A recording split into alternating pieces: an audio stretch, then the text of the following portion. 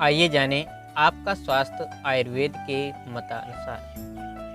भाग एक। मित्रों, आयुर्वेद एक विज्ञान सम्मत चिकित्सा शास्त्र होने के साथ साथ संपूर्ण जीवन विज्ञान भी है, जो प्राचीन काल से इस देश में मानव जीवन को आधि दैविक, आधि भौतिक और आध्यात्मिक रूप से आरोग्य प्रदान करता आ रहा है। चिकित्सा विज्ञान के रूप में आयुर्वेद की जड़ें जितनी गहरी फैली हुई हैं, उतनी किसी अन्य चिकित्सा विज्ञान की नहीं है। वस्तुतः सच कहा जाए तो आयुर्वेद व्यक्ति को यौवन देने वाला, मानव एवं यशस्वी बनाने वाला शास्त्र है। यह चिकित्सा पद्धति मानव जीवन की सर्वविधि समस्याओं का समाधान प्रस्तुत करती है। आज के परिप्रेक्ष्य में आयुर्वेद की भूमिका महत्वपूर्ण है, क्योंकि आयुर्वेद सभी देशों की चिकित्सा पद्धतियों में अग्रणी तथा सबसे जीवंत पद्धति है। आयुर्वेद की परिभाषा से हमें यह ज्ञात होता है, जिस ग्रंथ में हित आयु, अहित आयु, सुख आयु एवं दुख आयु, इन चारों प्रकार की आयु के लिए हित पथ, अहित पथ, इस आयु का मान, प्रमाण और अप्रमाण तथा आयु का स्वरूप बताया गया हो, उसे आयुर्वेद कहते हैं। आयुर्वेद का मूल उद्देश्य यदि जानने का प्रयास करते हैं तो शास्त्र कहता है, स्वस्थ व्यक्ति के स्वास्थ्य का परीक्षण तथा रोगी के विकारों का प्रशमन करना ही आयुर्वेद का मूल उद्देश्य है। आयुर्वेद के अनुसार स्वस्थ व्यक्ति के लक्षण जिस प्रकार के दोष, धातु मल तथा अग्नि व्यापार सम हो, अर्थात सामान्य विकार रहित हो तथा जिसकी इंद्रियां, मन तथा आत्मा प्रसन्न हो, वही स्वस्थ है।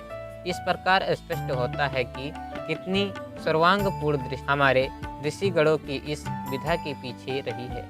आयुर्वेद में वात, पित्त और कफ, इन तीनों का बड़ा महत्वपूर्ण है।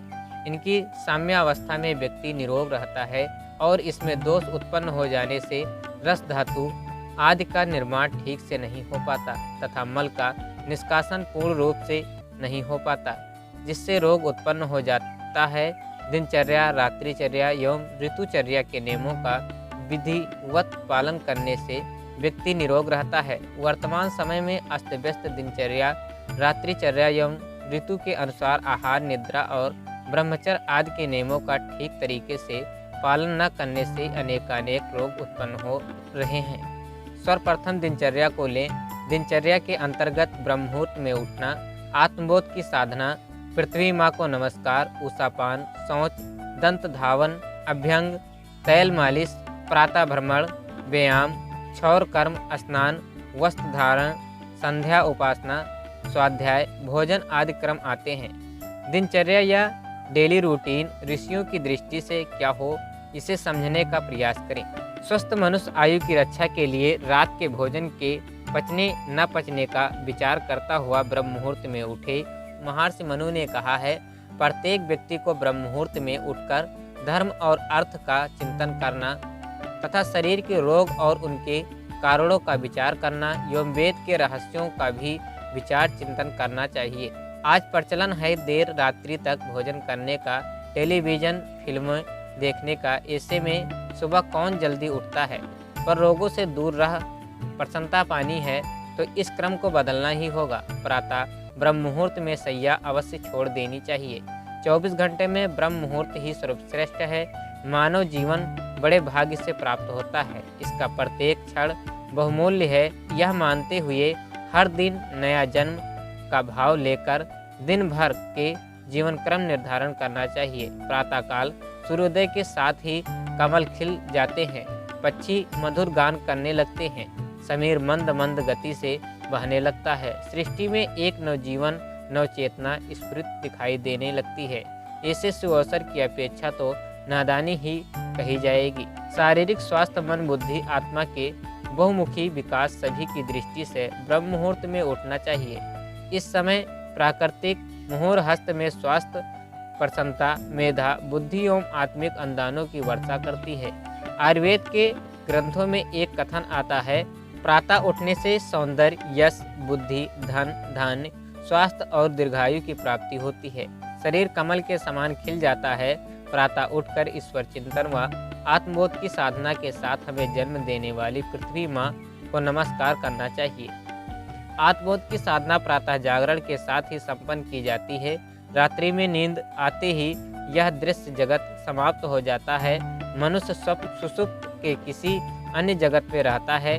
इस जगत में पड़े हुए स्थूल शरीर से उसका संपर्क नाम मात्र का काम चलाऊ भर रह जाता है। जागते ही चेतना का शरीर से संघन संपर्क बनता है। यही नए जन्म जैसी स्थिति है। जागते ही पलथी मार कर बैठ जाएं। ठंडक हो तो वस्त्र ओढ़े रहें। दोनों हाथ गोदी में रखें। सर्वप्रथम लंबी सांस लें। नील वर्ण प्रकाश का ध्यान करें। नाक से ही सांस छोड़ें। दूसरी श्वास में पीले प्रकाश का ध्यान करते हुए पूर्ववत क्रिया दोहराएं। तीसरी बार फिर रक्त वर्ण प्रकाश का ध्यान करते हुए गहरी सांस लें। धीरे धीरे नाक से ही सांस छोड़ दें। स्वस्थ प्रसन्न चित्त हो अनुभव करें कि परमात्मा ने कृपा करके हमें आज नया जन्म दिया है। इसकी अवधि पुनः निद्रा की गोद में जाने तक की है। दाता की दृष्टि हम पर है कि हम उनके पुत्र उसकी दिव्य विभूतियों का इस जीवन का कैसा उपयोग कर रहे हैं। इसके पश्चात पृथ्वी माँ को नमस्कार किया जाता है। भाव इस समय मातृभूमि के प्रति गौरव का व उनके गुणों को धारण करने का हो। मेखला की तरह सब ओर से समुद्र से घिरे हुए पर्वत रूपी स्तनों से शोभित सुशोभित विष्णु पत्नी पृथ्वी माता आपको नमस्कार है। मुझे पैरों से स्पर्श करने की धृष्टता के लिए आप पर पैर रखकर मैं अपनी जीवन यात्रा आरंभ कर रहा हूँ। मुझे आप क्षमा करें। दिनचर्या के इसके पश्चात उषापान का क्रम आता है। उषापान सौंच जाने से पूर्व ही किया जाना चाहिए। आयुर्वेद में उषापान का विधान है। कहा है प्रातः उठकर नित्य जो उषापान करता है निज शरीर को स्वस्थ बना रोगों से अपनी रक्षा करता है। उषापान में शीतल जल का ही सेवन करना सर्वोत्तम है। दुर्भाग्य से आज भारतवर्ष में अधिकांश व्यक्तियों को चाय अथवा कॉफ़ी पीने का आदत पड़ गई है, जो कि हमारे स्वास्थ्य के नियमों के प्रतिकूल है एवं किसी दृष्टि से भी हितकारी नहीं। शीतल जल हमारे दांतों के लिए भी लाभकारी है तथा पाचन संस्थान को बल प्रदान करता है। हमारे अंदर की पाचन अग्नि शीतल वस्तु को तो उष्ण बना देती है, परंतु उष्ण पदार्थ को अंदर ठंडा करने की कोई प्रक्रिया नहीं है। अत्यधिक उष्ण पदार्थ लेने से तो हमारे मुख, अन्न नली आदि में विद्यमान नाजुक झिल्लियाँ जल जाती हैं। इसके परिणाम स्वरूप व्रण बन सकते हैं, जो अधिक दिन बने रहने से कैंसर का रूप धारण कर लेते हैं। शीतल जल के सेवन से रात्रि के भोजन के कारण पैदा हुई वजह बदहजमी अपच कारण पैदा हुई अपच भी ठीक हो जाती है। भाव प्रकाश में लिखा है, सूर्योदय के समय जो व्यक्ति पर दिन 8 अंजलि जलपान करता है वह रोग से मुक्त हो जाता है। बुढ़ापा उसके पास नहीं आता और वह 100 वर्ष से अधिक आयु प्राप्त करता है। वस्तुतः ऋषि युग में ऐसा ही होता होगा। उषापान में मल की अच्छी तरह शुद्धि होती है। शरीर व मन में उत्साह की वृद्धि होती है तथा वीर संबंधी रोग दूर हो जाते हैं। नित्य सेवन करने से काम विकार, शारीरिक उष्णता, बवासीर, उदर रोग, विवध, सिर दर्द, नेत्र विकार दूर हो जाते हैं। यह जल यदि मुख के बजाय नासिका से पीने का अभ्यास कर सके तो अति उत्तम है। पर दिन 1 पाव जल नासिका से पीने से अत्यधिक लाभ होता है। नासिका द्वारा जलपान के गुणों का वर्णन करते हुए आयुर्वेद के ग्रंथ में कहा है, रात्रि का अंधकार दूर हो जाने पर जो मनुष्य प्रातः उठकर नासिका द्वारा जलपान करता है वह बुद्धिमान बन जाता है। उसकी नेत्र ज्योति तेज हो जाती है। उसके बाल असमय में सफ़ेद नहीं होते तथा संपूर्ण रोगों से मुक्त रहता है। नासिका से करने वालों को शीतकाल में गुनगुना उष्ण करके पानी की ठंडक छुड़ा लेनी चाहिए। उषापान के पश्चात दिनचर्या के क्रम में शौच की बारी आती है। सुश्रुत कहते हैं, प्रातःकाल सूर्योदय के पूर्व मल त्याग करना दीर्घ आयु प्रदान करता है। शौच में बैठने की भारतीय विधि ही सर्वोत्तम है। सही समय पर मल विसर्जन का जो लोग ध्यान नहीं रखते उनके शरीर में विकार संग्रह होकर रोग उत्पन्न होने लगते हैं। प्रतिदिन प्रत्येक व्यक्ति को 2 बार शौच अवश्य जाना चाहिए। प्रातः आत्मों साधना के बाद तथा सायंकाल 1 बार। बहुत से लोग मल मूत्रों के वेगों को रोक लेते हैं। ऐसा करना शरीर के लिए बहुत हानिकारक है। इससे रोग उत्पन्न होते हैं। बहुत से लोगों को प्रातः शौच साफ नहीं होता अथवा प्रातः 2 या 3 बार जाना पड़ता है। जिन लोगों को कब्ज रहता है उन्हें नियमित व्यायाम तथा आंतों को ठीक रखने के लिए योगाभ्यास करना लाभदायक है।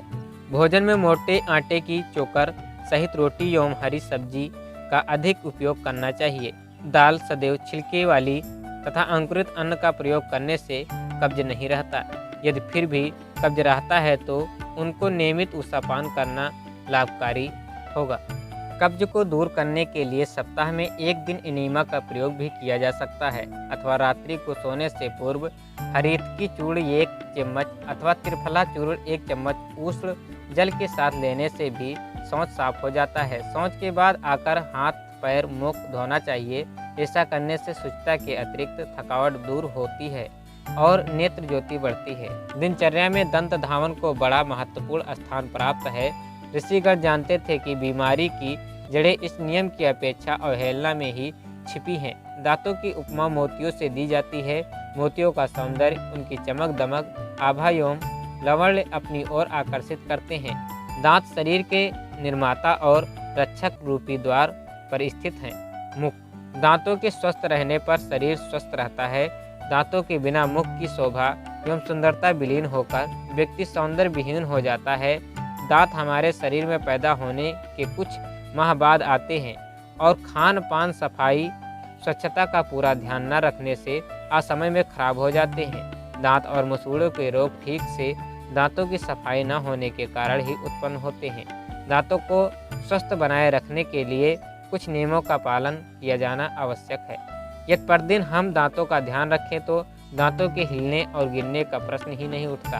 हमारे प्राचीन आयुर्वेदाचार्य ने दतून की बहुत ही प्रशंसा की है। दतून प्रयोग में लाने के लिए नीम, बबूल, सिहोरा, खादिर, कनेर, महुआ, अर्जुन, बादाम, अकरंजा आदि को अच्छा माना जाता है। दांत मोती के समान सुंदर तथा वृक्ष के तुल्य दृढ़ हो जाते हैं। सुश्रुत के अनुसार कड़वे वृक्ष में नीम, कसौले में खैर, मीठे में महुआ और चरपरे स्वाद वाले वृक्षों में कनेर की दतून करना अच्छा है। नीम के दतून से कीड़े नहीं लगते। मुख की दुर्गंध, दांत का मल और कफ का नाश हो जाता है। दतून करना भी एक कला है। दतून सदैव बैठकर करनी चाहिए। दतून करते समय लोगों से बातचीत करना व इधर उधर थूकते रहना अच्छा नहीं है। दातून 12 अंगुल लंबी कनिष्ठिका अंगुली के समान मोटी होनी चाहिए। जिन लोगों को दातून उपलब्ध न हो वह मंजन और पेस्ट का प्रयोग कर सकते हैं।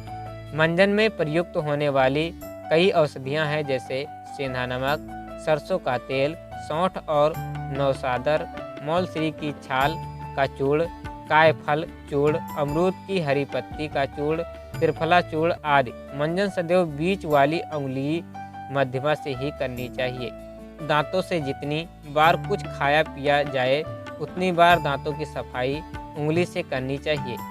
लेखक पंडित श्री राम शर्मा आचार्य, युग साहित्य, योगी दधीच। ओम शांति शांति शांति।